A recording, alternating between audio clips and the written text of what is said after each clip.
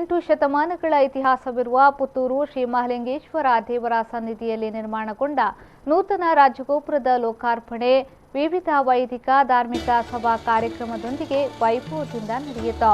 ರಾಜಗೋಪುರ ಲೋಕಾರ್ಪಣೆಯ ಅಂಗವಾಗಿ ಶನಿವಾರ ರಾತ್ರಿ ಬ್ರಹ್ಮಶ್ರೀ ಕುಂಟಾರು ರವೀಶ ತಂತ್ರಿಗಳ ನೇತೃತ್ವದಲ್ಲಿ ವಿವಿಧ ವೈದಿಕ ಕಾರ್ಯಕ್ರಮಗಳಾದ ದೇವತಾ ಪ್ರಾರ್ಥನೆ, ಆಚಾರ್ಯ ವರ್ಣ, ಪುಣ್ಯ ಹವಾಚನ, ಸ್ಥಳ ಶುದ್ಧಿ, ಪ್ರಸಾದ ಶುದ್ಧಿ, ರಾಷ್ಟ್ರಜ್ಞ ಹವನ, ವಾಸ್ತು ಹೋಮ, ವಾಸ್ತುಬಲಿ, ಸುದರ್ಶನ ಆಹ್ವಾನ, ಮಂಟಪ ನಮಸ್ಕಾರ, ಸಹಸ್ರ ಕಲಶ ಪೂಜೆ, ಪರಿಕಲಶ ಪೂಜೆ, ಕುಂಬೇಶ ಕರ್ಕರಿ ಪೂಜೆ ಮುಂತಾದ ಕಾರ್ಯಕ್ರಮಗಳು ಜರುಗಿದವು. ಭಾನುವಾರ ಬೆಳಿಗ್ಗೆ 7ರಿಂದ ಗಣಪತಿ ಹವನ ಕಲಶಾಭಿಷೇಕದೊಂದಿಗೆ ಆರಂಭಗೊಂಡು 11:28ರ ಮಿಥುನ ಲಗ್ನದ ಸುಮುಹೂರ್ತದಲ್ಲಿ ಸುಬ್ರಹ್ಮಣ್ಯ ಸಂಪುಟ ನರಸಿಂಹ ಮಠದ ಶ್ರೀ ವಿದ್ಯಾಪ್ರಸನ್ನ ತೀರ್ಥ ಸ್ವಾಮೀಜಿಯವರ ದಿವ್ಯ ಉಪಸ್ಥಿತಿಯಲ್ಲಿ ನೂತನ ರಾಜಗೋಪುರದ ಶಿಖರ ಪ್ರತಿಷ್ಠೆ ಕಲಶಾಭಿಷೇಕದೊಂದಿಗೆ ಸಹಸ್ರಾರು ಭಕ್ತಾದಿಗಳ ಭಕ್ತಿಯ ಜೈಕಾರದ ಮೂಲಕ ಸ್ವಾಮೀಜಿಯವರು ಲೋಕಾರ್ಪಣೆಗೊಳಿಸಿದರು.